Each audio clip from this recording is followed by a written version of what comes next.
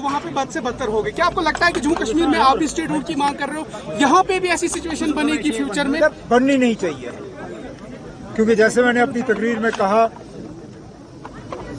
हालात बिगड़ने में टाइम नहीं लगता और हम नहीं चाहेंगे कि यहाँ दोबारा बेगुनाह लोगों की खून जो है वो बहाई जाए। हम पुरअमन तरीके से अपनी बात जो है वो करते रहेंगे।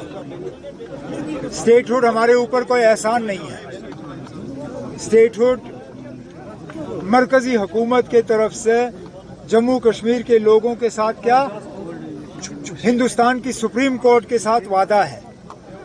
उन्होंने बार बार सुप्रीम कोर्ट को कहा कि ये 3 स्टेप होंगे, पहले डिलिमिटेशन, फिर इलेक्शन, फिर स्टेटहुड। 2 कदम तो उठा लिए, डिलिमिटेशन भी हुआ, इलेक्शन भी हुए। अब स्टेटहुड का वादा जो है वो पूरा करना है। लोग फिलहाल सब्र से काम ले रहे हैं, लेकिन इस चीज का नाजायज फायदा भी उठाना नहीं चाहिए।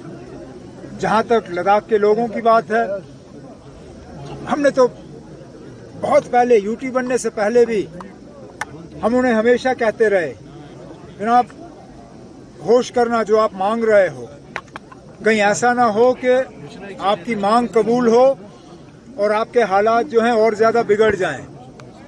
लेकिन हकीकत ये है, उन्होंने यूटी मांगा, लेकिन यूटी मिलने से उनकी कोई बेहतरी नहीं हुई, उल्टा उनको नुकसान हुआ।